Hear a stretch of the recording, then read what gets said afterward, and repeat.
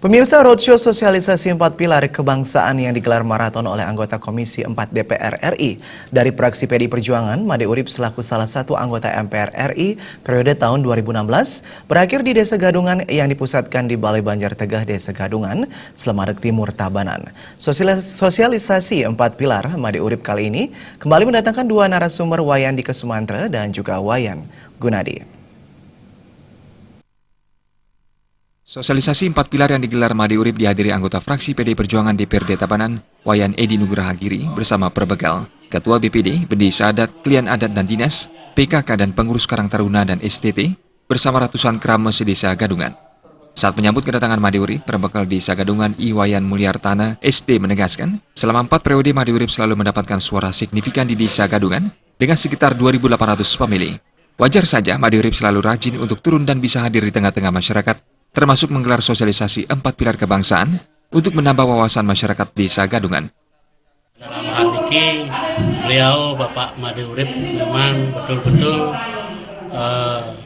merupakan salah satu tokoh masyarakat kami, di mana di dalam 4 beliau melakukan pemilihan legislatif, kami masyarakat Desa Gadungan sangat mendukung secara penuh. Hal senada disampaikan Wayan Edi Nugraha Giri selaku petugas partai di Tabanan yang mengakui sepak terjang Made Urip yang selalu merakyat. Dikatakan Made Urip selalu merasa terpanggil untuk menyerap aspirasi masyarakat, khususnya di persoalan pertanian, termasuk kewajibannya menjadi anggota MPR untuk menyampaikan 4 pilar kebangsaan. Hal itu juga diakui oleh Wakil Ketua Forum Pemuda Gadungan Bersatu, Iwayan Gading Darmika, yang hadir saat itu juga sangat mengapresiasi Made Urip yang telah meluangkan waktu ke desa untuk memberi pengetahuan yang bisa diaplikasikan oleh masyarakat.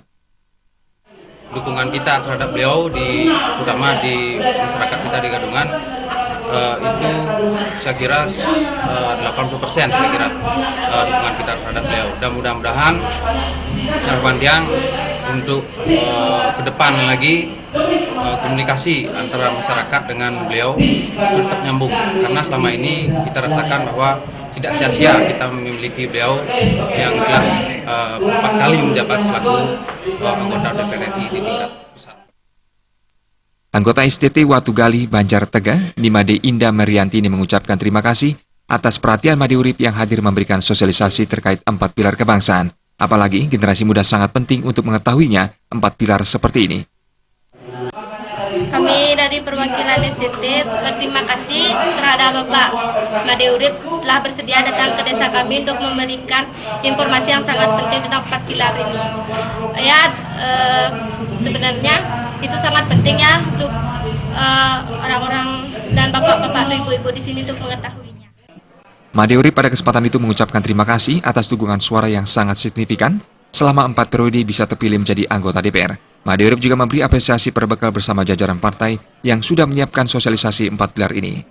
Mengingat sebagai anggota MPR juga bertugas melakukan sosialisasi 4 pilar kebangsaan selain menjadi anggota DPR RI.